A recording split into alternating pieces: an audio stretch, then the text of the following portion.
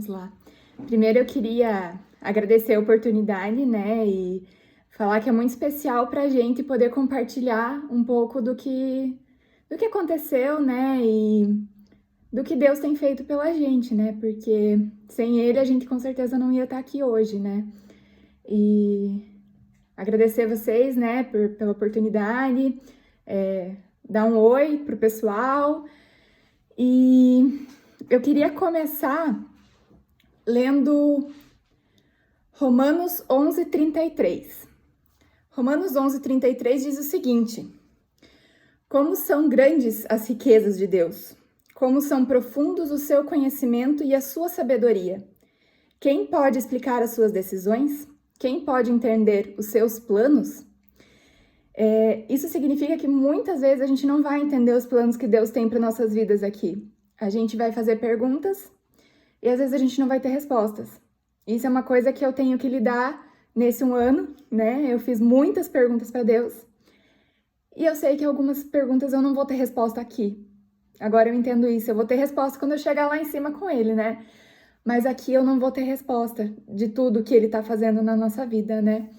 E eu queria abrir em Jó 1, primeiro livro de Jó. Acho que todo mundo conhece, né? Jó era um homem muito rico, o homem mais rico do tempo dele, ele tinha muitos filhos, muitas riquezas, muito gado, né? E ele era muito temente a Deus. E um dia, Satanás, ele chegou, né, e falou para Deus, Jó te louvo porque você dá tudo o que ele quer. Se você tirar tudo dele, ele não vai te louvar. Então Deus falou para o Satanás que, então, tira tudo dele, só não toca nele, né? E eu acho muito legal, em Jó 1, versículo 21, ele fala o seguinte: nasci nu, sem nada, e sem nada eu vou morrer. O Senhor deu, o Senhor tirou, bendito seja o nome do Senhor. Então isso é muito forte, né? A gente louvar a Deus nos momentos difíceis, isso é muito forte, é uma coisa que desafia a gente, né? A nossa carne, né?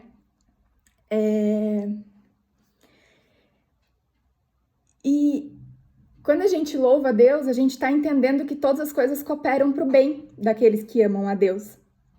Mas como que a gente pode falar tudo coopera para o bem daqueles que amam a Deus quando a gente não tem certeza disso, né? Quando alguma coisa ruim acontece com a gente.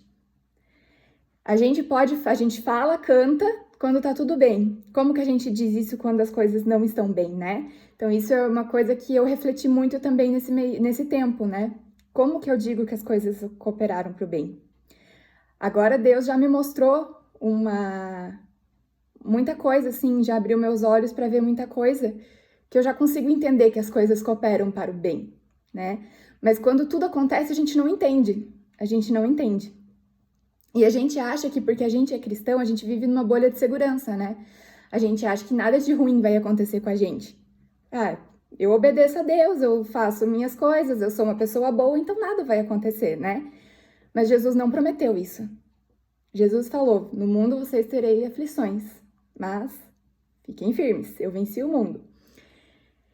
Então, essa minha barreira imaginária de segurança, ela rompeu no ano passado, a nossa barreira imaginária de segurança.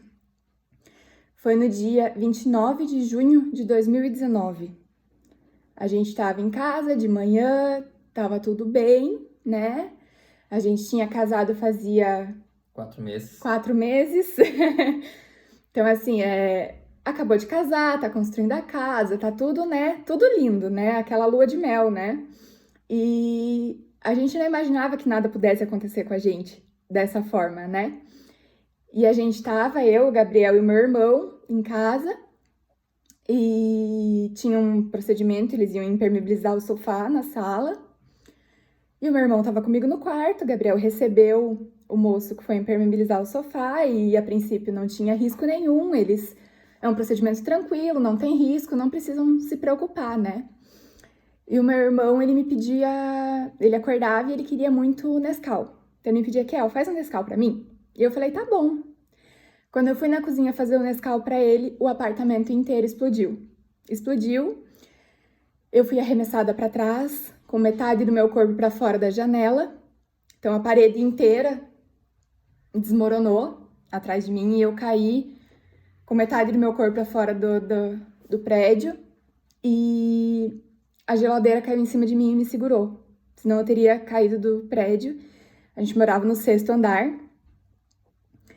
E eu não desmaiei, eu gritava e eu não tinha resposta de ninguém. O Gabriel desmaiou, então eu gritava e eu não conseguia ouvir ninguém. E pegava fogo, e o fogo vinha entrando pela cozinha, eu via o fogo de todos os lados no apartamento. E eu gritei para fora da janela, pedindo por socorro. E nisso entrou um bombeiro e um soldado e me tiraram do apartamento. O Gabriel já tinha conseguido sair do apartamento, né? Eles entraram, me tiraram, me carregaram. Eu caí totalmente sem roupa, com meu corpo inteiro queimado já. No momento, na adrenalina, a gente nem sente, né? Então eu não sentia nada. Eu via que minha roupa estava inteira queimada. E eles me tiraram dali, me colocaram no sofá lá embaixo e eu não via nada. Eu não sabia de nada, eu estava atordoada, né? E eu comecei a entrar em choque, então eu tremia em choque, eles não conseguiam nem impulsionar minha veia para colocar morfina, né? Eu lembro do trajeto inteiro, desde esse momento até que eu cheguei no hospital. Quando eu cheguei no hospital, eles me enfaixaram e me entubaram. Então eles me levaram para UTI e me entubaram, me sedaram. Agora, nesse tempo, né, eu fiquei, não me lembro bem certo quantos dias entubadas, mas foi em torno de 10 dias, mais ou menos. E minha mãe conta, né, que ela ia me visitar no hospital e os médicos falavam, né, deixe teu celular ligado porque ela é muito instável. Ela pode não passar dessa noite. E minha mãe é enfermeira, então ela via todas as bombas infusoras que eles colocavam, todos os remédios que eu tava tomando. Então, remédio para aumentar o batimento cardíaco, remédio para aumentar a pressão. Então, eu fiquei esses dias viva por aparelhos, né? Porque foram muitos remédios que eu fui tomando. E no final desses 10 dias, né? Aí eu acordei e as primeiras pessoas que eu vi foram meu pai e minha mãe. E eu na UTI, eu tava desorientada, né? Eu não sabia nem onde eu tava, eu não conseguia falar, eu não conseguia enxergar direito, eu tava muito, muito, muito fraca. E a única coisa que eu perguntava pra eles era: cadê o Matheus? Então, cadê o meu irmão? Eu não sei onde tá o meu irmão. Quando eu fui pra ambulância, eu vi o Gabriel sendo levado numa outra ambulância, mas eu não vi o meu irmão. Eu perguntava: onde é que tá o meu irmão? Cadê o Matheus? E eles falavam pra mim: o Matheus tá bem, ele tá em casa, né? Ele tá em casa. E os dias foram passando e eles começaram a me levantar, né? Me levantar, caminhar. E eu tinha 80% do corpo queimado. Então eu queimei o meu rosto inteiro, eu queimei a minha mão, os meus braços, as minhas pernas, a barriga, as costas, o pescoço. Eu queimei 80% do corpo. E eles começaram a me levantar e caminhar, e sentar um pouquinho na poltrona, isso tudo com muita morfina, né? Porque eu não aguentava de dor. E num desses dias que eu tava sentada na poltrona, né? Deus me deu um privilégio. O primeiro privilégio que Deus me deu.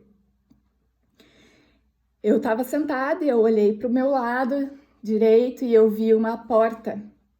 Eu vi uma porta e nessa porta aberta eu vi o meu irmão, eu vi o Matheus e ele me dava tchau e me mandava beijo. E ele me dava tchau e me mandava beijo e daí ele saiu correndo, né? Muito feliz, ele foi correndo com alguém, muito confiante. Nesse dia eu não entendi o que Deus queria me falar, né? Eu não sabia o que Deus queria me falar. Eu precisei de mais tempo. Mas foi assim um privilégio que Deus me deu de ver ele, né? E eu, na minha sem saber o que estava acontecendo, né? Eu falei pra minha mãe, mãe, ontem você trouxe o Matheus pra me visitar? Falei, eu vi ele, né? E...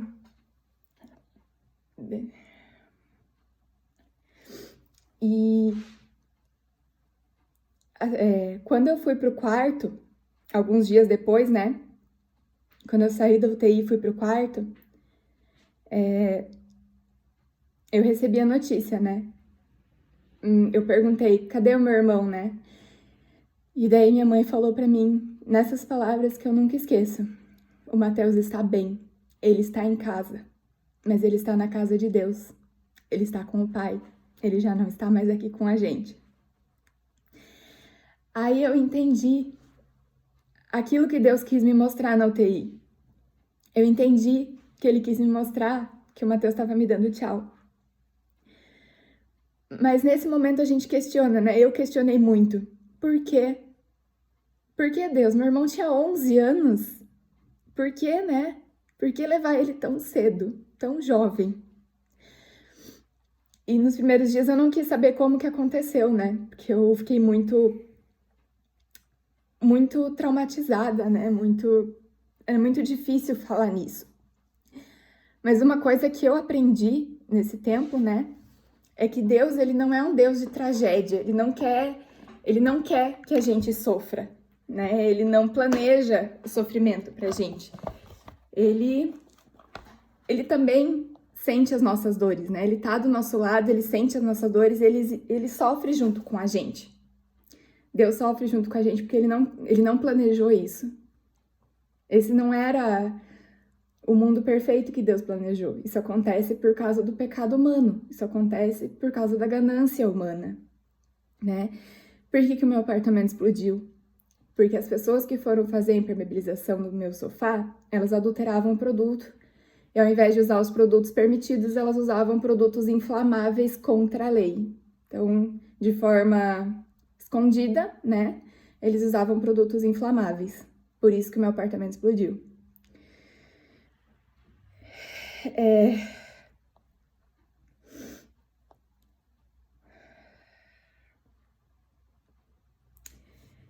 Os médicos tinham dado para mim uma porcentagem de 1% de chance de sobreviver sem ter sequelas. Então, as chances muito baixas, né? E se considerar que queimadura, qualquer queimadura, mas queimadura muito profunda, você tem muita chance de pegar bactéria. Na UTI existem muitas bactérias, né, que a gente pode pegar.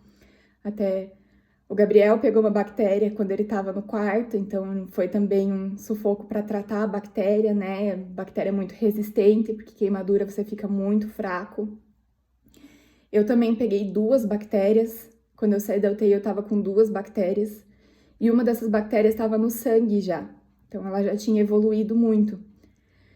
E eu tive que ficar em precaução de contato. Então, ninguém podia chegar perto de mim, a não ser as enfermeiras com aquelas capas de proteção. E quem estava me acompanhando, né, que era minha mãe, que estava ali me acompanhando todos os dias que ela dormia comigo. Então, eram as únicas pessoas que podiam encostar na cama ou em mim, né, e só com a proteção e com a luva, por causa das bactérias. E quando acontecem essas coisas, a gente começa a repensar a nossa vida, né? E a gente começa a pensar que às vezes a gente dá valor para muita coisa que a gente não precisava dar valor. Às vezes a gente pensa que a gente precisa estar na moda, ou ter a melhor casa, o melhor carro, a melhor aparência. E enquanto acontecem essas coisas com a gente começa a dar valor para as pequenas coisas. A gente começa a ver que a gente não precisa de muito para viver. Eu daria tudo para ter o meu irmão comigo. Então eu comecei a valorizar as pequenas coisas. Eu daria tudo que eu tenho para ter ele comigo. E foi muito difícil no começo eu entender qual que era o propósito de Deus com tudo isso, né? E compreender que todas as coisas cooperam para o bem daqueles que amam o Senhor, torna a nossa fé mais madura, porque a gente consegue enxergar as coisas numa perspectiva diferente. Por muito tempo eu perguntei para Deus, por que, Deus, você levou o Matheus? Por quê? E Deus não fica bravo que a gente pergunte o porquê para ele, né? Ele não fica bravo com a gente, porque ele é um Deus de amor. Então ele pode você não pode não entender as respostas dele agora, mas ele não vai ficar bravo que você pergunte por quê para ele, porque ele é nosso pai, né? Então a gente tem a liberdade de estar na presença dele e de perguntar para ele por quê. Mas quando eu entendi que todas as coisas cooperam para o bem daqueles que amam o Senhor, eu parei de perguntar por quê. Eu comecei a perguntar: para quê, Deus? Para que você levou Mateus? Para que você me deixou aqui? Para que você deixou o Gabriel aqui? Qual que é o nosso propósito daqui para frente, né? E eu queria ler Deuteronômio 31, versículo 8.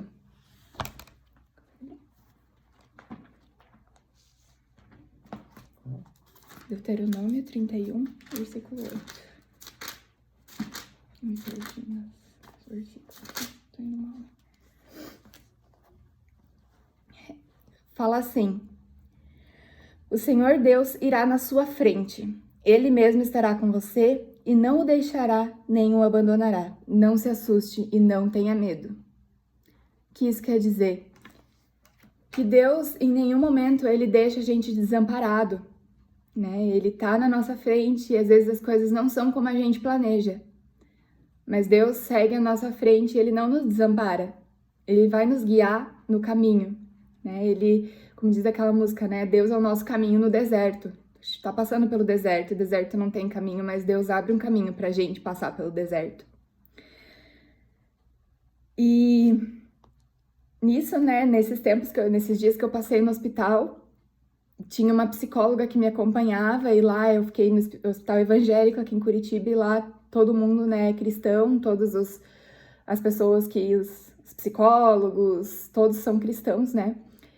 Então ela me contou uma parábola que foi uma das coisas que me deram força e suporte, né? E ela me falou o seguinte, que ia andando e tinham 4 pés, dois pares de pegada na areia. Então ia caminhando e Jesus estava do lado, né? E quando aconteceu o momento mais difícil que a gente possa imaginar, tinha uma pegada só. E daí a pessoa perguntou: Deus, onde é que você estava agora que eu mais precisava de você? E Deus falou para ele assim: eu estava te carregando no meu colo. Então isso, de alguma forma, assim, foi muito especial para mim saber que Deus não tinha me abandonado. Nada tinha fugido do controle de Deus. Ele não tinha perdido o controle da nossa vida, né? Ele permitiu que isso acontecesse com um propósito, mas quando Deus faz a ferida, ele mesmo sara a ferida. Então ele estava carregando a gente no colo, né, para passar por isso também.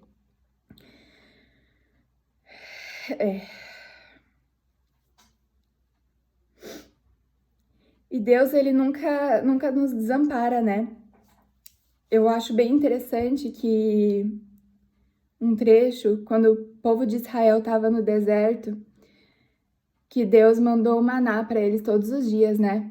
Eles não tinham comida, mas Deus mandava comida do céu para eles. E esse maná, a gente pode transportar ele para o dia de hoje, né? Eu posso falar como eu tenho recebido o meu maná de Deus todos os dias, né? O maná, ele pode vir de várias formas.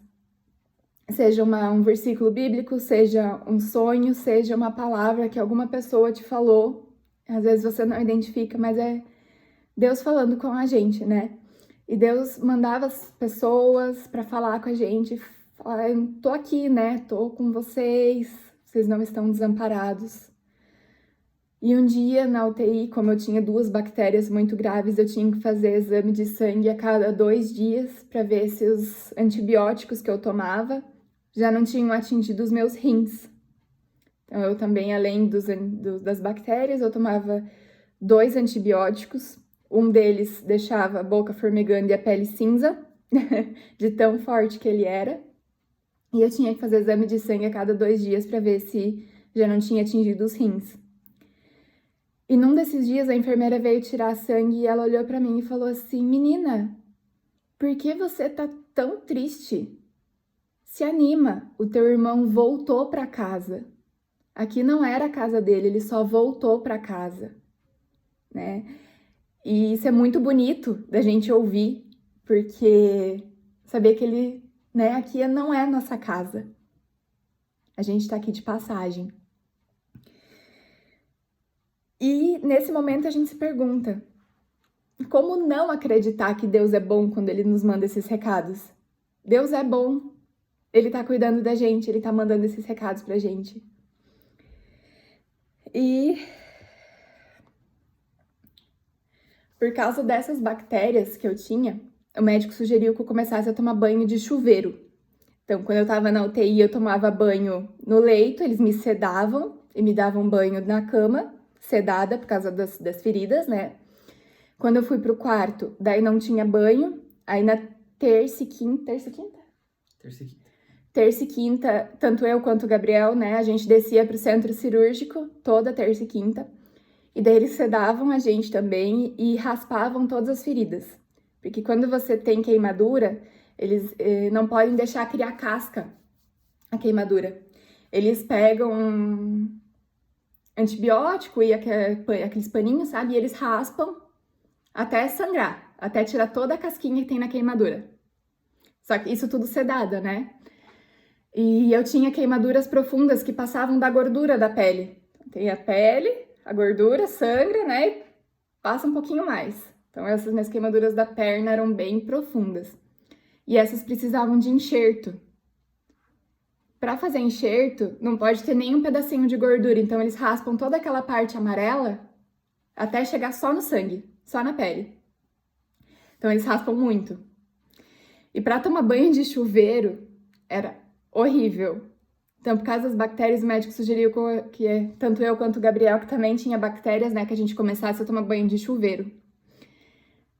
Eu acho que o primeiro banho que eu tomei de chuveiro foi um dos mais doloridos.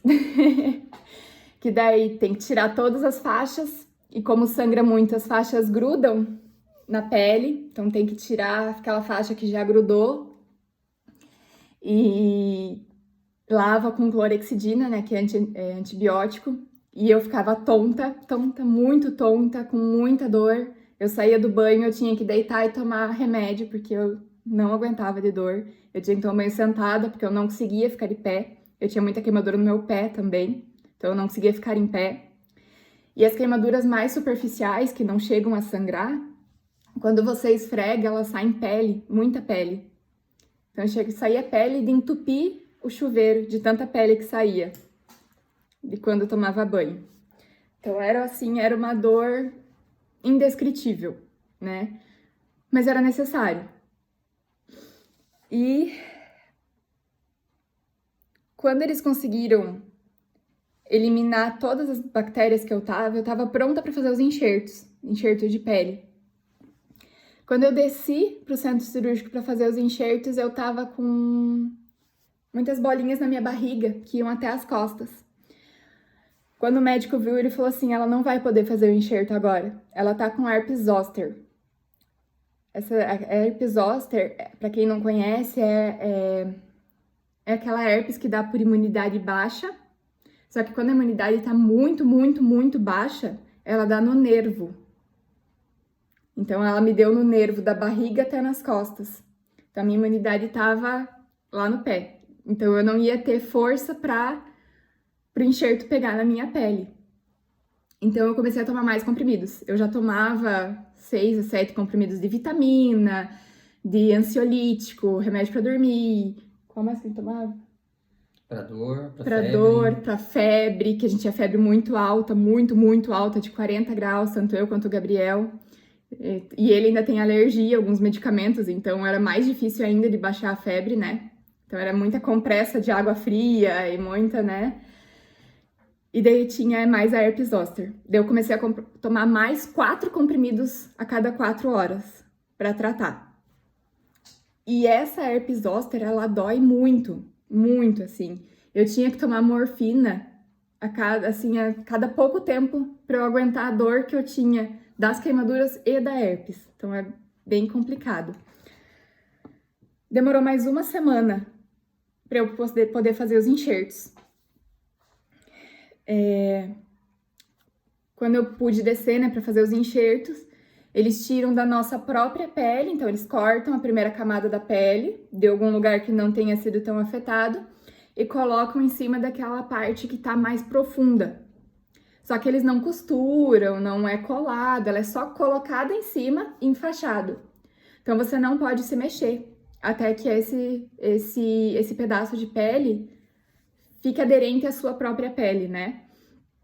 Então eu passei mais de uma semana sem poder mexer um músculo da perna, nem o dedinho do pé. Não podia mexer o dedinho do pé porque poderia ser que o músculo do dedinho mexesse o músculo da perna e eu não pegasse o enxerto, né? Então eu passei mais de uma semana sem poder mexer um músculo da perna. E eu fiz enxerto no braço, só que daí o braço eu não consegui deixar parado e eu perdi o enxerto do braço. Mas acabou cicatrizando sozinho, né? Mas nisso tudo, eu tenho um versículo que me chama muita atenção também, né? Tá em Mateus 11, 28 a 30. Você lê pra mim? Tá escrito aqui, se você quiser.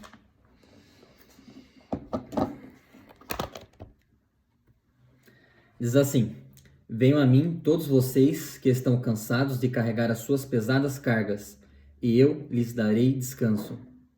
Sejam meus seguidores e aprendam comigo, porque sou bondoso e tenho um coração humilde, e vocês encontrarão descanso. Os deveres que exijo de vocês são fáceis, e a carga que eu ponho sobre vocês é leve. Ou seja, Deus nunca vai dar pra gente uma carga que ele sabe que a gente não vai conseguir carregar. Porque Deus, ele quer que a gente seja aprovado em cada carga, em cada teste que ele dá nas nossas vidas. Então ele sabe que quando ele te dá uma carga, ele sabe que você vai vencer. Você pode demorar, você pode achar que você não é capaz, você pode achar que você não tem força. Por muito tempo eu achei que eu não tinha força. Eu não conseguia falar, eu não conseguia enxergar, eu não conseguia respirar. Eu fiz fisioterapia pulmonar porque eu não conseguia respirar. Meu olho, eu não sei se pegou fumaça. Por um tempo eu não conseguia enxergar muito mais do que um palmo na minha frente. Quando eu saí do tubo eu não conseguia falar, porque o tubo ele machuca a garganta. Eu tinha muitas feridas, né? Então, por muito tempo eu achei que eu não fosse conseguir, porque era muito pra mim carregar sozinha. Só que a gente não carrega sozinha. Jesus já levou tudo na cruz. Então, se a gente colocar as nossas cargas pesadas na cruz, a gente vai conseguir carregar, porque Jesus está com a gente. Ele está do nosso lado e ele não abandona. Mas por muito tempo eu fiquei perguntando, né? Deus, por que você levou o meu irmão? O meu irmão. Meu irmãozinho, né? Ele tinha 11 anos. 11 anos. Ele é uma criança porque ele era bom. Ele foi muito, muito, muito desejado. Muito amado. O pessoal aqui da minha igreja conhece, né? E ele era uma criança muito especial. Muito especial. Daqui a pouco eu vou falar um pouquinho de como ele era, né? Mas eu vivia e respirava por ele, porque eu mimava ele muito, muito. E eu ficava perguntando, né? O que eu poderia ter feito, Deus, para evitar o que aconteceu? Né? O que eu poderia ter feito? E eu me culpava. Acho que é um sentimento normal, né? A gente se culpa quando alguma coisa acontece. E eu me culpava. O que eu poderia ter feito para evitar? Mas Deus olha o nosso coração, né? Ele não se revolta com a gente se a gente pergunta os porquês pra ele. Ele entende. Ele entende os nossos momentos. E uma coisa que eu aprendi é que o meu irmão, antes de ser meu irmão, antes de ser filho dos meus pais, antes de ser cunhado do Gabriel, ele era filho de Deus. Né? Antes de ser meu, ele era de Deus. Então, em 1 Coríntios 4, versículo 7, diz o seguinte: Quem é que fez você superior aos outros? Por acaso não foi Deus quem lhe deu tudo o que você tem? Então por que você fica todo orgulhoso como se o que você tem não fosse dado por Deus? Então eu entendi. O que eu tenho, o meu irmão, foi um presente que Deus deu pra gente. E ele deu de presente pra gente viver 11 anos com ele da melhor forma possível. E agora Deus tá cuidando dele lá em cima, né? Mas é um processo. É um processo entender isso, né? Eu digo isso pra vocês porque eu entendo isso agora, mas não é todos os dias que isso tá profundo no meu coração. Eu ainda pergunto pra Deus, por quê? Por quê? E eu pergunto porque eu tô em construção ainda. Deus ainda tá trabalhando em mim. Deus ainda tá cicatrizando as feridas. E pode levar mais tempo ainda para Deus cicatrizar as feridas que eu tenho dentro de mim. Mas eu sei, agora eu sei que Deus tá fazendo o melhor, fez o melhor pro meu irmão.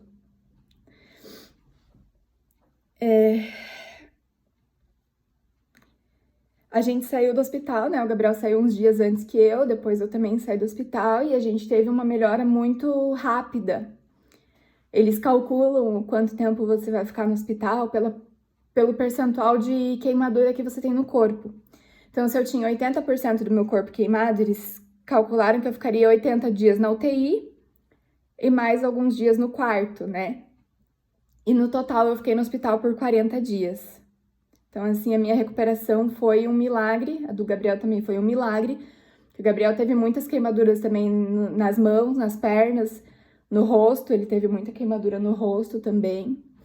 E a nossa recuperação foi realmente muito, muito, muito rápida. Foi um milagre mesmo. E queria falar um pouquinho da personalidade do meu irmão, né? Ele era uma pessoa muito, muito, muito especial. E eu queria começar falando que cada um de nós tem uma missão aqui na Terra. Cada um de nós tem o seu pedacinho do reino de Deus para deixar aqui na Terra. Então Deus, ele dá dons, dá palavras, dá formas para você trazer um pedacinho do reino aqui na Terra. Seja falando dele, seja cantando sobre ele, seja abraçando uma pessoa que está precisando de um abraço. Cada pequena atitude a gente está trazendo um pedacinho do reino de Deus aqui na Terra, para poder mostrar o quanto Deus é bom, né? E o Mateus, ele era muito inocente, ele era muito puro, ele era muito bom. Ele era uma criança que não via maldade em ninguém. Então, ele todas as noites, ele falava para todo mundo lá em casa: boa noite, dorme bem, Deus te abençoe e eu te amo. Ele não passava uma noite que ele não falasse isso. Um dia. E ele estava sempre muito preocupado com a gente, assim, ele é muito, muito querido, muito, muito amoroso, ele abraçava e beijava, e abraçava e beijava. E ele ficava cobrando a gente para ir na igreja. Então, assim, ele trouxe um pedacinho dele pro reino quando ele levou a gente para mais perto de Deus também, né? Porque a gente passou um tempo mais afastado, assim, não ia tanto na igreja. E ele falava: vamos na igreja hoje? Eu quero ir na igreja, vamos, né? E ele fazia as devocionais dele e levava todo mundo pra igreja com ele, né? E ele, antes de eu casar, ele dormia comigo e dele orava, toda noite ele orava por todo mundo. Aí ele me dava a mão e falava assim: amém, Kel. Você também orou? Então, ele é muito, muito especial, muito especial. Um dia, ele acordou chorando, emocionado, muito feliz, que ele tinha sonhado com Jesus. Ele não lembrava o que, ele não lembrava os detalhes do sonho, mas ele estava muito feliz, que ele chorava emocionado que ele tinha sonhado com Jesus. E isso marcou muito, assim. Outro dia ele falou para minha mãe que ele queria ser criança para sempre. Toda criança tem o sonho de crescer, né? Quero ser adulto. Ele era diferente, ele falava: eu quero ser criança para sempre, eu não quero crescer. E agora ele é criança para sempre, né?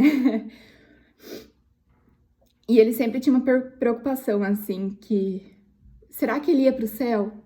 A gente fala pra ele, claro, Matheus, você é um anjinho. E ele era loirinho, do olho azul, de cabelo encaracoladinho, assim, parecia um anjinho.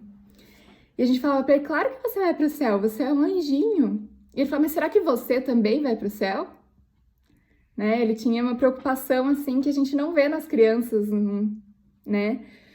E ele perguntava, será que no céu vai ter animais? Será que eu vou poder passar a mão nos animais? Será que vai ter dinossauro no céu? Acho que travou. E uma vez ele escreveu uma carta para minha mãe, que ele dizia assim: eu queria ter um tempo infinito com a minha mãe, mas ninguém vive para sempre nesse mundo de maldades. Esse mundo é de maldades, né? E a gente tem que ter uma fé madura pra gente saber não ter as coisas do mundo, não prezar pelas coisas do mundo, mas prezar pelas coisas que vêm do alto. Tá travado. Vocês estão me ouvindo? Acho que tá travado.